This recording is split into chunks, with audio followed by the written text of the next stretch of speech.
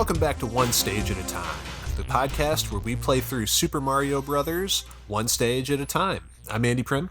And I'm Aaron Neeson. And joining us today is a special guest, our good friend, Mike Vota. Welcome, Mike. Thanks. Glad to be here, guys. Glad to have you. Glad to have you. So today we're going through World 2-1 of Super Mario Brothers, the first stage of World 2. We just beat Bowser, not Bowser. Yeah. We just beat not Bowser for the first time. Fake Bowser. And and we're sorely disappointed when Princess Peach was not in that castle. No, she's in another castle. Well, before we jump into World 2-1, I think we need to take a quick visit to the corrections department. We have a lot of them. A lot of corrections. We need to correct some of the erroneous statements we made in World 1. Did you make a list? I didn't make a list. I just cringed through listening through all the wrong things, and I was like, we should set the record straight. And then I definitely. I just kept going on with my life. Well, I've got a list. Okay, I figured you would. Yeah. You're very Andy's the man like that. It may not be an exhaustive list, but these are a few bungles that we made. First of all, I erroneously said in episode 3 that there are only 4 types of stages in the game. There's actually 5, and we will be seeing the 5th style in this very world. Not this episode, but the next episode. And that is, of course... Spoilers. Well, spoilers for a game that came out in 1985. Yeah. I mean, it's only 34 years old. Yeah. It's only more than a quarter decade old, or century old. Yeah. Well, of course, I'm talking about the underwater stages, which we will discuss more of in the following episode.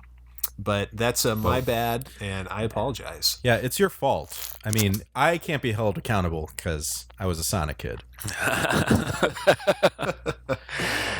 Mike. Second on our list for the corrections department, Aaron and I engaged in a debate about whether or not Mario's jump height is fixed. You may recall that I said it is not, and Aaron said that it is. Our researchers have done extensive testing, and it turns out that Mario does indeed jump higher when he's at momentum. Why you gotta embarrass me like this? Yeah, man? of course. Why you gotta embarrass me like this? And you got to hold down B while you're running because you can go fast, and then you can, get to higher things. Thank you for agreeing with me, Mike. Yeah, you absolutely. are now a permanent guest on. Oh, yes, that's all I've ever wanted. I'm just going to point of order that this should not be in the corrections department. Because this was simply a friendly debate between the two of us, not something we got wrong. Maybe so, but the people deserve to know the truth. It's inappropriate, Andy, this posturing. We had imprecision before, and the people deserve to know the truth. Yeah, the whole truth. Okay, well, at any rate, we're going to leave the corrections department there for now. I'm sure we'll make many other visits in the future. Oh, I have one. I have one that we didn't touch on. It ties into your first one. Please go ahead. Because we said that there were only 3 musical themes, I believe. That's right, yeah. I think, right? No, Isn't that what we said? That there were only 3? Or did we say there were only 4? I forget. I think I gave an approximation. Yeah, but we did not count the next level that we'll get to, the water music. Yeah, which is maybe one of the most famous songs in this game. I mean, they're all you famous, say that about every song. Yeah. I gotta. Yeah. I don't know. What do you think is the most famous Mario song? Oh, probably either when you get the star power. I don't actually know what that power up's called. I'm realizing. It's the Starman, right? Yeah, the Starman. I feel like that's maybe one of that and just like the main overworld theme. I think probably are tied for me. Because Andy and I have had this discussion. We had it on a previous episode. He was contending that possibly the underground theme is the most famous of the Mario. I think that it gets used more often in other games, but so in that sense, I think that it maybe is like more recognizable because I can't really think of another game that they use the I was about to call it the traditional, but the OG overworld theme, other than like New Super Mario Brothers or something like that. Right off the bat, it shows up in Mario 64. I can say. Yeah, it is. I think in Mario 64, it's also on like Super the Mario main. Brothers It's 2. the main menu in Mario 64. Oh, really? Ba, ba, it's a vocal. I say ba ba ba ba ba ba. Oh yeah, let's go. Yeah, and the thing where you can like mess with this face and all that. Oh, that's right. Yeah.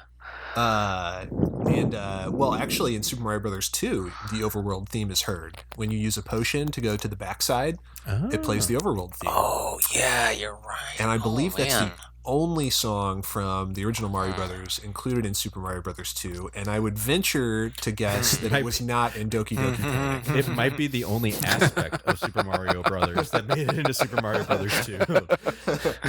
Yeah, quite possibly. That game is completely different. Well then, and while we're on that note, the underground theme appears in Super Mario Brothers 3, but I don't think the overworld theme does. I'm not 100%, but I don't think it does. Yeah, I don't know. It's always in my heart, though. Of course. It's in all of our hearts. Well, so let's talk about World 2-1. All right. Well, yeah, Mike, since you're the guest, tell us, what did you think about World 2-1? Yeah, so I don't know. I haven't played Super Mario Brothers in a very long time. I discovered, but it was a perfectly fine level. I felt like it. Like it was interesting, so like playing through the first world, you get through going underground and then fighting the not Bowser, and then you come out the castle and you're sort of like dumped into at first what seems like it's going to be a very familiar level, because you're back to the overworld, everything's good, everything, it seems like it's not quite like not a rehash of the first level, but just sort of like it's like we're starting over, sort of. Yeah, like we're seeing now that the game's going to be like cyclical. Like we've gone through the first world, we're starting over now, and in a way, we're starting like at the place where we began.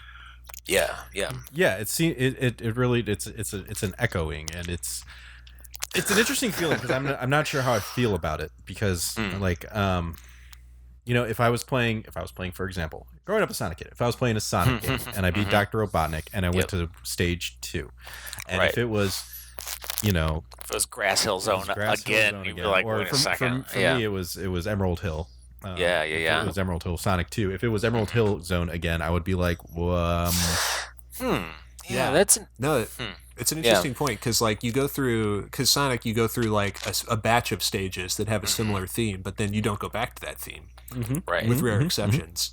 But in Mario, not just this game, but like most of the Mario games, we have a lot of repetition. Sometimes, like even in this game, there's whole stages that get repeated with small changes, which we'll see a lot of as we go forward. It's true, and it's not a fair comparison because Sonic came out in the next generation of consoles. True. Right. Yeah.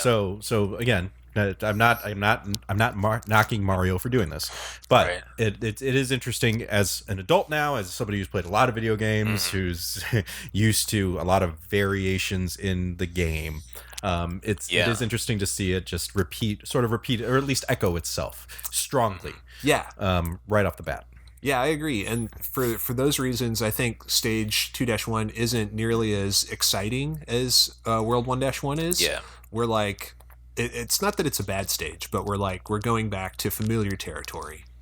Yes, but it's familiar, but they've upped the difficulty, and they've upped the things in it. There are different things in it that were not in the first round. So the World 1 was very good about being on theme but having variation. It had the first level, World 1-1 was, just an overworld level. Very, very straightforward, pretty simple, pretty easy. Underground level, pretty straightforward, pretty easy. Then an acrobatic overworld level, more challenging. Oh, jeez, yeah. I hate that level. That, did you, Mike? Oh man, yeah. So honestly, let's get back to that. Yeah. In 1 second. Okay. You had the acrobatic level, then you had the castle level. Yeah. So there were 4 very distinct levels, still on the same theme.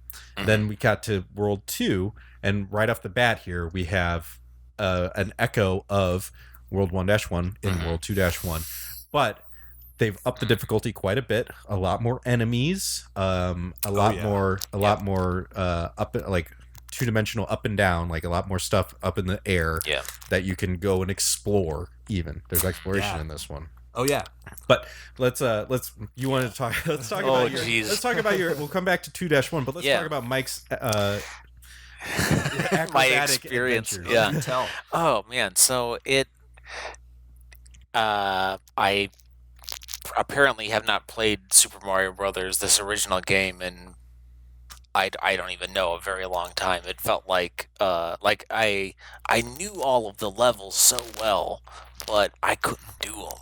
I probably got seriously 5 game overs before I got to World 2, before I got to the level that we're supposed to be talking about tonight, So 5 game overs. Something like that, If you didn't get any 1-ups, that's 15 lives. Yeah. 15 lives up and down. Yeah. Oh, there were a lot of very quick deaths in that, especially the in the castle, just like running just right off the edge into the lava, and nothing to be ashamed of. Yeah. This is certainly an unforgiving game. That's a lot of deaths, though. Yeah. Yeah. It just it reminded me of like how, I don't know, how much better video games have become since this game came out. No offense to it, of course, but well, I just mean it in terms of like the responsiveness. Like it's possible that it was just the emulator that I was running or something, but it felt like I was driving my grandpa's Lincoln Town and Country. Like it just. So let me ask you this: how would you expect a fat plumber to handle? Well, that's a good point. Exactly as he handles that is fair. But I guess I should say, like you, I grew up in a Sonic household, so whenever I play these games, I gotta go fast. I know that that's not how you're actually supposed to play these games, but I try to do it every time anyway, and I think that's what screws me up most of the time, Mm-hmm. You just got to go fast. Yeah, you're trying to do the speed run. I just gotta.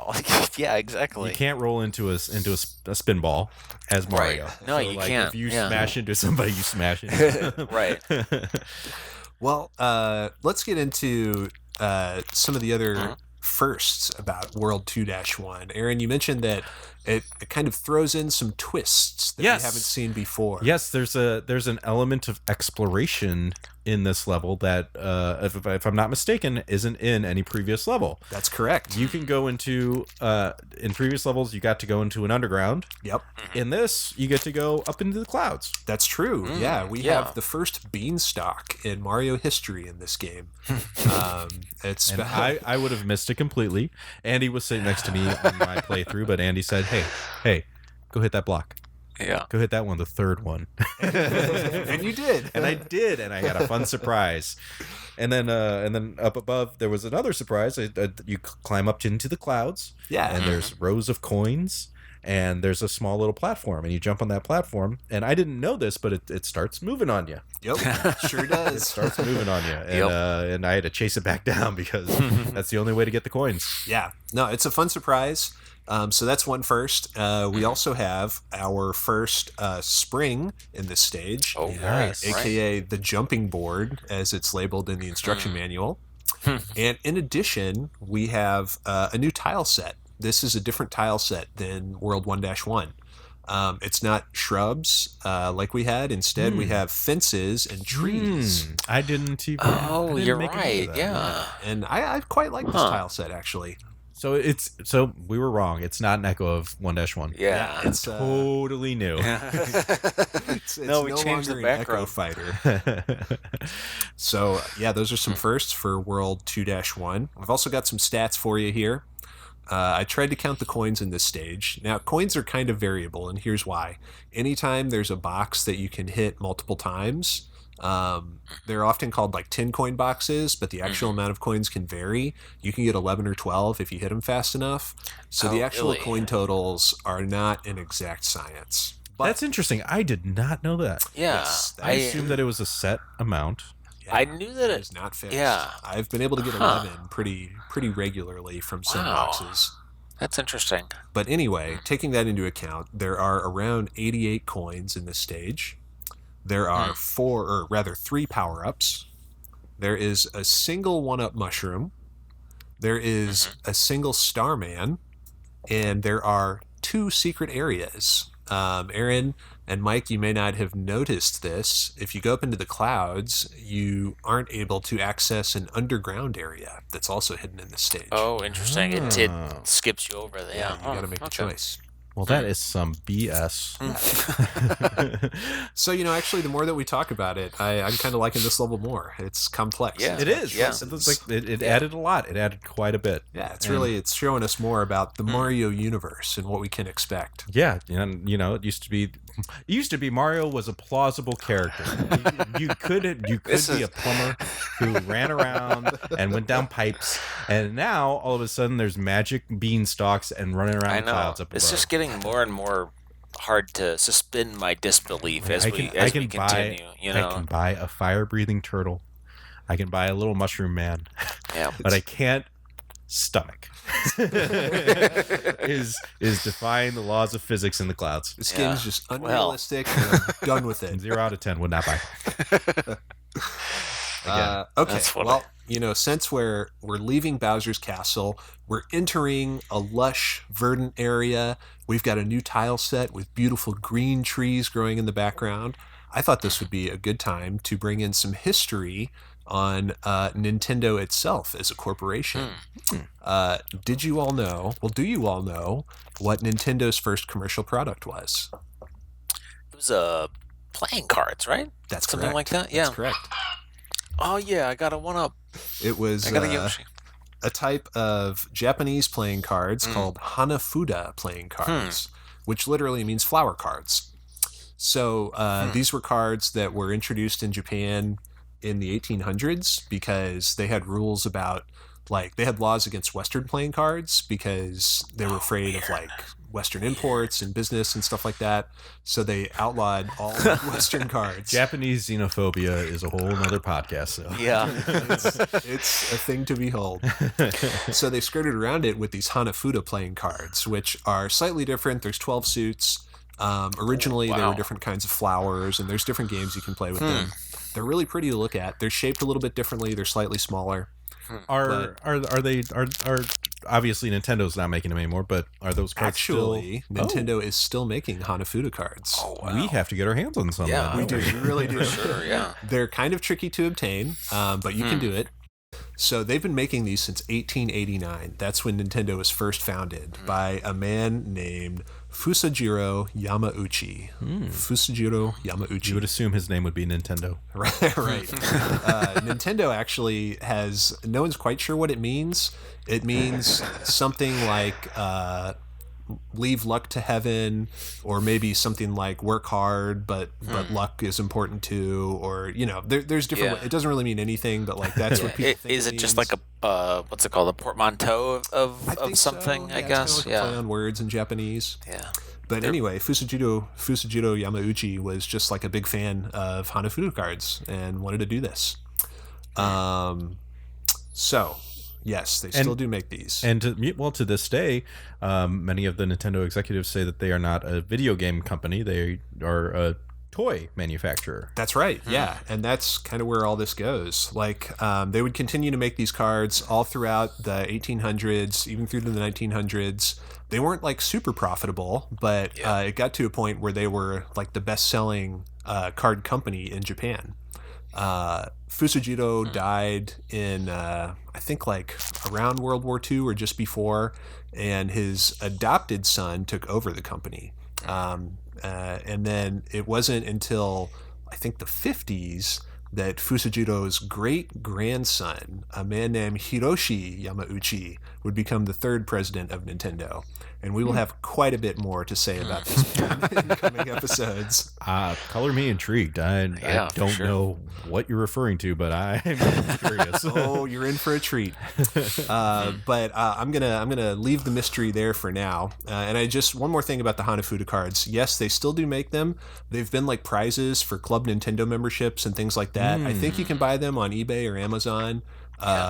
More contemporary ones aren't that expensive, $10, $20, something like that. We should definitely get some. But classic ones from the early 20th century, that's a lot of yen. Hundreds of dollars. I would imagine they're probably pretty expensive. Yeah, I almost would have expected more than hundreds of dollars. I would have expected, I assume they're collector's items. And, I would think so, and are rare. And I've seen $300 on eBay for one that's not in great condition. For mid condition, probably more. Okay, yeah, no, that makes sense. Okay, yeah. So that's what I got for history for this episode. Before we go, I think we need to visit the lore corner. Why don't you stick me in that lore corner? All right. So for the lore corner this week, what is the name of the area that Mario reaches when he climbs the beanstalk? Mike, you got any guesses? Man, I didn't even know it had a name. I know this. It's Cloud Atlas. No, it's not. No, hang on. It's Sky Fortress. Hang on. I can get this. Mike, do you have any guesses while I divine the answer? I honestly got nothing. Aaron's trying to meditate and become one with the universe here. Lord Bowser, give me strength. Bowser only helps those who help themselves. I am trying. No, I have no idea. All right, well, I'll tell you. The answer is Coin Heaven. Coin Heaven. It's actually called Coin Heaven. This is something that my Uncle Tom told me when I was a kid that it was called Coin Heaven, and I thought he was messing with me. Yeah. But it's canonically actually called Coin Heaven. So you're like an invading force, because that's where coins go when they die. Yeah. You're snatching them from their eternal reward. You're taking their souls. Interesting. Why not? It's not. I was about to say it's not a very creative name, but what else are you going to call it? I guess. Right. Yeah. Yeah, it works, and it's definitely a trope that they revisit even through the most recent Mario games. You still go to a cloudy area. They don't always call it Coin Heaven anymore, though. No, and it's had some other names throughout the years, like Bonus Clouds or Cloud Bonus, or I don't know, different stuff like that. Yeah. But it'll always be Coin Heaven to me. I like it. I like it. It will always be Coin Heaven to me as well now. Well, all right, fellas. Will it always be Coin Heaven to you too? Oh, Coin Heaven is a place on Earth. So, yeah. It's in my TV right now. All right, fellas. Should we call it there for this episode? No, let's keep talking about it. No, we can call it there. Okay. Yeah. I'm having fun, but whatever. I only got 800 points on the flag. Did you? Yeah, at the end of the level. Yeah. You saw that. Mm-hmm. Coincidentally, you know what else is worth 800 points? What's that? A single coin. Really? Really? Well, how worthless is that flag? I know, yeah. I thought a coin was worth 100 points. Nope, it's 800. 800. Really? That's an Why? interesting Strangely decision. Specific number. Yeah, right. Yeah. It'd be it's worth 222. Why? Why? So what's worth 100 points? I'd have to look it up. I'm not sure. I think maybe a brick. jumping on people. Goombas are people too. 100 points for the first one. You know, Goombas are people too. They're innocents. They apparently they're traitors, but we all know that King Koopa's cause is a righteous cause. Oh, so yeah, they're on the right side of history. Yeah, I've just looked it up. Indeed, Goombas are 100 points. Okay. Yeah. Is there anything worth 10 points? I don't know. Bricks are maybe worth. I don't know if bricks are worth anything actually. They should be, considering how they're might be citizens of the Mushroom Kingdom. The bricks. They are. Do you not know this? The bricks are alive. Like they have voting rights. Like, what do you mean?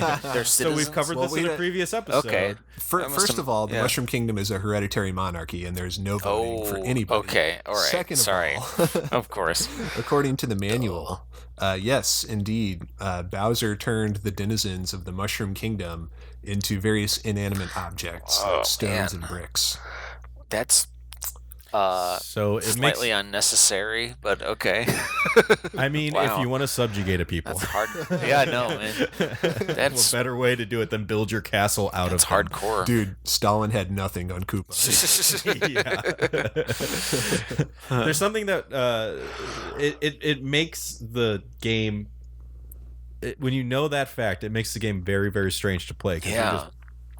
you smash bricks left and right. Yeah. Like you see eyes on some of the background stuff, or maybe the eyes only show up in later games. I think that's just in the like Super Mario All Stars redo, you know. But it goes with the theme that the world is alive around you, and it makes it very strange for you to bash up all this stuff with your head. Mario should be in prison. What do you think Koopa's trying to do? King Koopa, our savior, our protector. He's the one who turned him into bricks in the first place. Well, you know what? They were allied with Mario, who kills them. So what are you going to do? This is a very morally gray game. I've never seen, even the Hammer Brothers, who throw their hammers everywhere, never smash a brick. That's, again, the realism is broken. I can't handle it. Well, I think that's as good a place as any to end this episode. But we'll be back soon with World 2-2. Mike, you gonna stick Mike, you gonna stick around for that? Yeah, probably. Yeah. All right. We're gonna make you play it. We're gonna film the whole thing. Sounds great. Yeah. One camera on the screen, one camera on your face, and we'll get your opinions on World 2-2 when we come back. I've got some opinions. Well, follow us on Twitter at One Stage at a Time. Follow us on everything. Follow me and Andy on Twitter. Me and Aaron. Follow me and Aaron on Twitter. Follow me and me on Twitter. We'll be on Twitter. We'll be on Facebook. We'll be on Instagram. We'll be on all the things. Come and find us. We'll talk to you all soon. Thank you for listening. Bye. Say bye, Mike. Bye. Bye, Mike. Bye, Mike.